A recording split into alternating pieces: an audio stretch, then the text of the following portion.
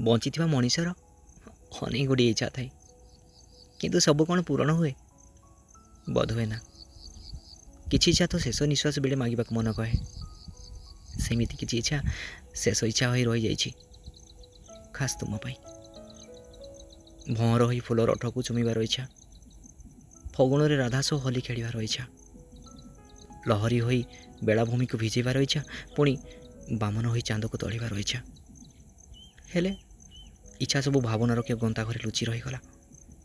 ଜାଣିଗଲି ମୁଁ, ତୁମେ ଆଉ ମୋ ଦୁନିଆକୁ ଫେରିବନି କେବେ। ଅଧୁରା ଜୀବନ ନେଇ କାହିଁ ବା ବଞ୍ଚିବି କୁହ? କଷ୍ଟ ପାଇ ପାଇ ବଞ୍ଚିବା ଅପେକ୍ଷା ଏକାଥରେ ମରିଯିବା ଭଲ। ମାରିଦିଅ, ମାରିଦିଅ, ନିଜ ହାତେ ମୁଁ ମରିଯିବି।